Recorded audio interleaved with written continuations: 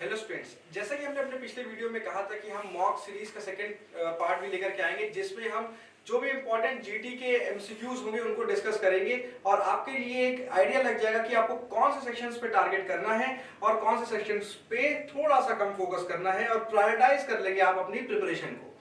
अब यहाँ पे भी जो हमारे पास पेपर है इसके अंदर ये हमारा मॉक टेस्ट था। इसके अंदर अगर आप एंड तक देखें तो आपको समझ में आ जाएगा कि जो पिछले वीडियो में, अगर आपने हमारा पिछला वीडियो नहीं देखा है तो हमारे पिछले वीडियो में जाएंगे तो हमने इसके 10 अलग अलग जो सेक्शंस हैं जिससे इंपॉर्टेंट क्वेश्चन बन सकते हैं उनको डिस्कस किया है और आज हम 10 अलग अलग क्वेश्चंस लेकर के आए हैं जिससे पेपर में क्वेश्चंस बन सकते हैं। तो इस वीडियो के एंड में भी आपको पता चल जाएगा कि कौन कौन से टॉपिक हैं जिस पे आपको फोकस करना है अपने पढ़ाई पे, ठीक है ना। अपने कौन कौन से टॉपिक्स को बहुत अच्छे से रिवाइज करना है। और अगर आपने मॉक टेस्ट का आपको आइडिया ही नहीं है या फिर आपको पता ही नहीं है कि सीयूटी के पेपर में कैसे कैसे सवाल आते हैं तो हमारे आई बटन पे क्लिक करिए। वहां पर हमने सीयूटी के प्रीवियस ईयर क्वेश्चन का detailed solution with detailed syllabus और टॉपिक कौन कौन से इंपॉर्टेंट हैं वो डिस्कस किया है। आप जाएं और जाकर के पेपर में देखें कि कौन से सवाल एक्चुअल में आते हैं, फिर ये मॉक सीरीज को देखें और मॉक से नजर लगाएं कि आप किस हिसाब से अपनी प्रिपरेशन को करें जिससे कि आपको मैक्सिमम प्रॉफिट मिले अपने आने वाले सीयूटी एग्जाम के अंदर, ठीक है। चलिए, तो ये जो हमारा क्वेश्चन है, पहला क्वेश्चन है वो ये कहता है Which amendment of the Indian Constitution deals with the right to education?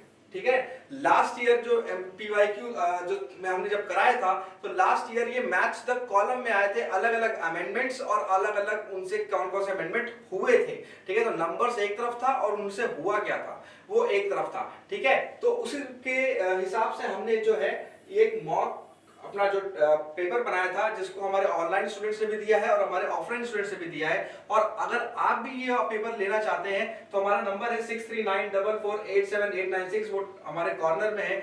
आप उस नंबर पे एक मैसेज करें या फिर एक कॉल करें और आपको भी ये फ्री मॉक का पेपर मिल जाएगा। इससे खुद की जो भी प्रिपरेशन है उसको इवैल्यूएट करिए और अपनी स्ट्रेटेजी को उस हिसाब से बनाइए। और अगर आपको किसी भी तरह का डाउट आता है बच्चों तो आप हमसे मैसेज कर सकते हैं, आप हमें कॉल कर सकते हैं, हम आपके डाउट को क्लियर करेंगे फॉर श्योर। चलो तो जुड़ते हैं, तो जुड़िएगा हमसे और पढ़िएगा, अपनी प्रिपरेशन को अच्छी करिएगा।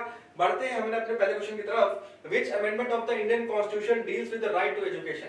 किस अमेंडमेंट की वजह से राइट टू एजुकेशन जुड़ा था? पहले तो बहुत सारे लोग अमेंडमेंट का मतलब नहीं समझ पाते, कॉन्स्टिट्यूशनल अमेंडमेंट का क्या मतलब होता है। तो अमेंडमेंट का मतलब होता है बच्चों कोई भी चेंज लाना, आप उसको मॉडिफाई करिए, ठीक है ना। जो अब कॉन्स्टिट्यूशन के टर्म में अमेंडमेंट का मतलब ये हुआ कि एग्जिस्टिंग जो रियल कॉन्स्टिट्यूशन जो पहली बार बना था उसमें वो चीज नहीं थी, हमने उसमें मॉडिफाई किया है और कोई नया प्रोविजन ऐड किया, ठीक है ना। ये हो गया अमेंडमेंट, कोई चेंज लेकर के आ रहे हैं, ठीक है। चलिए, अब ये बोल रहा है राइट टू एजुकेशन को हमने पहली बार किस अमेंडमेंट से जुड़ा था? तो जो हमने अपना कॉन्स्टिट्यूशन 86th टाइम जब हमने अपने कॉन्स्टिट्यूशन में कोई चेंज ले आने की कोशिश की थी वो क्या था? वो था राइट टू एजुकेशन। ये नंबर ये दिखा रहा है, इस नंबर पे ये हमने अमेंडमेंट किया था 86th टाइम जब अमेंडमेंट हुआ था, 86th कॉन्स्टिट्यूशनल अमेंडमेंट, ठीक है ना।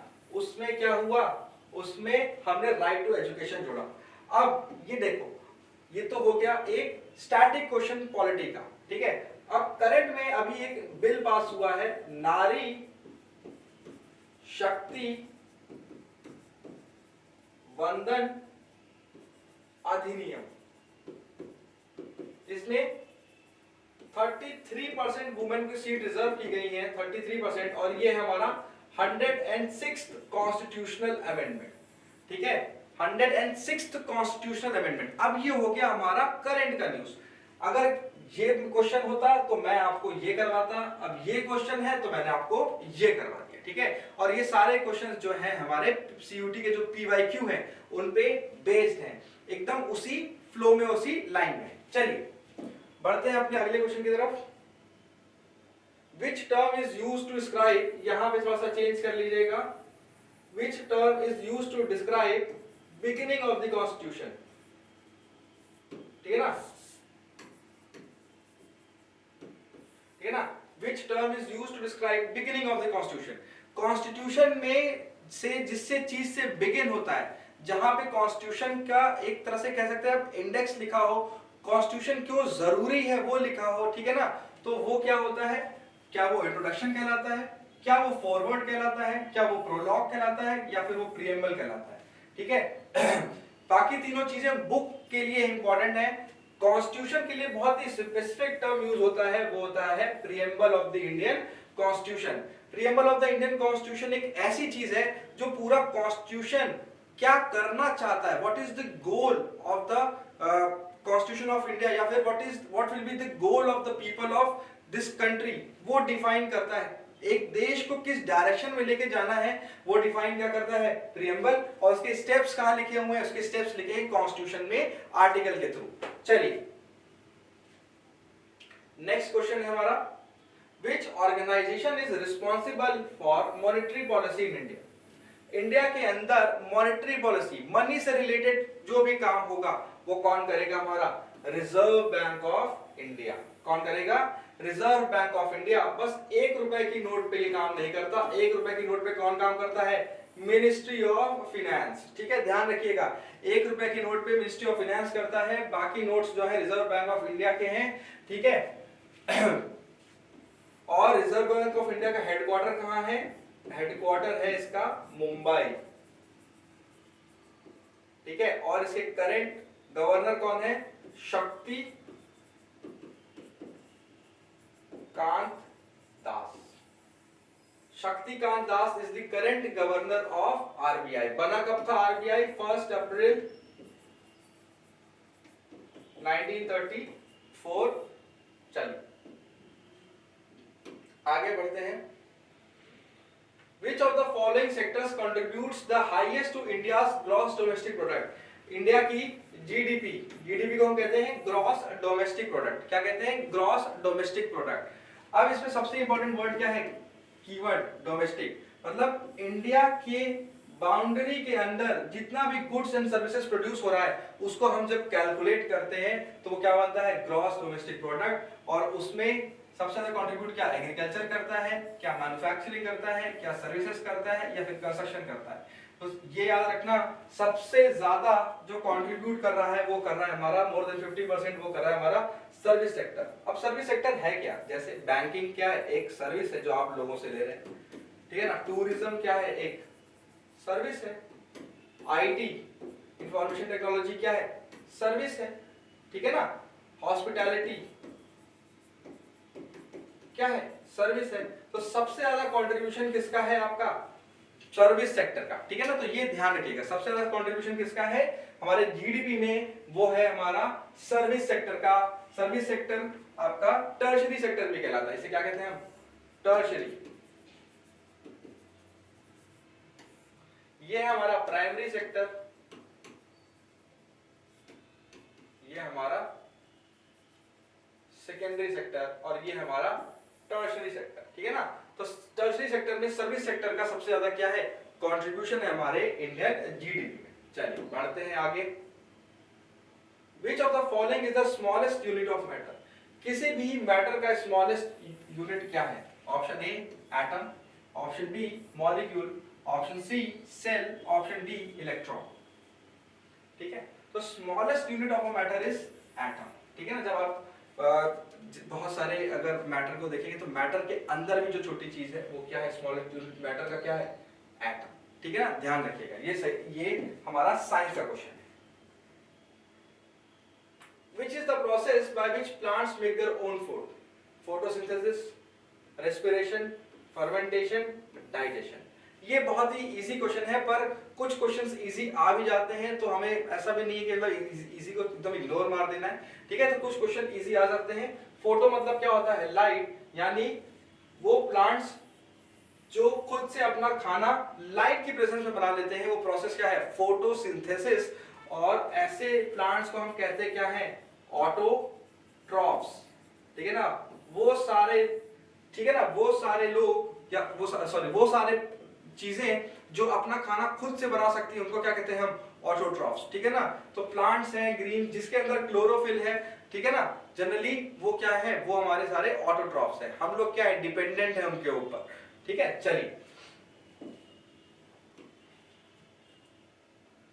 What is the SI unit of force? SI unit of force, ठीक है ना। अगर आपको ये मॉक टेस्ट चाहिए तो आप हमारे नंबर पे कॉल कर सकते हैं, मैसेज कर सकते हैं और आपको ये मॉक आपको मिल जाएगा। चलिए, what is the SI unit of force? SI unit of force क्या है? न्यूटन, वॉट, जूल, पास्कल, ठीक है ना। स्टैंडर्ड यूनिट क्या है? स्टैंडर्ड यूनिट क्या है फोर्स की? तो ये है हमारी न्यूटन, ठीक है ना। फोर्स की स्टैंडर्ड यूनिट क्या है हमारी? न्यूटन। चलो, ठीक है। जूल है एनर्जी की, वॉट है हमारी पावर की। बढ़ते हैं आगे, लिख भी देता हूं, ठीक है ना। पास्कल आप खुद पता लगाइए कि पास्कल किसकी है। न्यूटन हो गई हमारी फोर्स, वॉट हो गई हमारी पावर, जूल हो गई हमारी एनर्जी, और पास्कल आप खुद बताइएगा कि पास्कल किसकी है। पास्कल जब आपको पता चलेगा तो आपको खुद समझ में आ जाएगा कि एसआई यूनिट क्या होती है। चलिए next, which of the following is a measure of an object's resistance to change in motion? मतलब कोई सामान जो है बचपन से पढ़ते चले आ रहे हैं, कोई सामान, कोई बोरा यहाँ पे तब तक पड़ा रहेगा बोरा जब तक मैं उसको धक्का ना दूं। बहुत सारे लोग प्रिपरेशन करना चाहते हैं पर पढ़ नहीं पा रहे हैं जब तक टीचर उसको धक्का ना दे, ठीक है ना। यानी कहते हैं Newton's first law of motion के अंदर कि एक बॉडी है वो अपने स्टेट में तब तक रहेगी जब तक कोई एक्सटर्नल पुश उस पे ना लगे। यानी वो किसको रेजिस्ट करती है? वो रेजिस्ट करती है किसी भी मोशन को, और वो क्या होता है? फर्स्ट लॉ जो है वो क्या है? Law of inertia. वो ये कहता है कि कोई बॉडी जो है आपकी रेस्ट में तब तक पड़ी रहेगी जब तक उस पे कोई एक्सटर्नल फोर्स ना लगा हो, ठीक है ना। तो यानी जो चेंज इन मोशन है उसको जो रेजिस्ट कर रहा है वो कौन रेजिस्ट कर रहा है? ठीक है ना, इनर्शिया वो प्रॉपर्टी है, मतलब एकदम शांत पड़े रहने की प्रॉपर्टी। चलिए, Which country will host the G20 summit in 2024? India, China, Russia, Brazil. तो इसका सही जवाब है क्या? ब्राजील। ब्राजील जो है क्या होस्ट कर रही है? Brazil is going to host next year G20। India ने इस साल इसको होस्ट किया था, ठीक है। ब्राजील की कैपिटल क्या है? ब्राजील की कैपिटल इज ब्रासिलिया, ब्रासिलिया, ठीक है। रियो डी जेनेरियो नहीं है। रशिया की मॉस्को, मॉस्को, रशिया की है मॉस्को। चाइना की है बीजिंग, और इंडिया की तरफ पता है न्यू दिल्ली, ठीक है ना। इंडिया की न्यू दिल्ली, चाइना की बीजिंग, रशिया की मॉस्को, ब्राजील ब्रासीलिया। पढ़ते हैं अपने नेक्स्ट क्वेश्चन की तरफ। वो है Which organization declared 2024 as the International Year of Sustainable Development Goals? UN, UNESCO, WHO, UNDP, FAO, ठीक है। तो 2024 का जो ईयर है उसको किसने डिक्लेयर किया है? International year of sustainable development goals. तो सस्टेनेबल डेवलपमेंट गोल्स जो है वो यूनाइटेड नेशंस डेवलपमेंट प्रोग्राम ने ही दिया है, ठीक है ना। किसने दिया है? यूनाइटेड नेशन डेवलपमेंट प्रोग्राम द्वारा चलाया गया स्कीम है sustainable development goal. Total 17 goals हैं जिनको हमें अचीव करना है बाय 2030। लॉन्च कब किए गए थे? इन 2015, ठीक है स्टूडेंट्स। तो ये ध्यान रखिएगा, यूनाइटेड नेशंस डेवलपमेंट प्रोग्राम। अब यहां पे कुछ टॉपिक्स देख लेते हैं जो हमने कवर किए।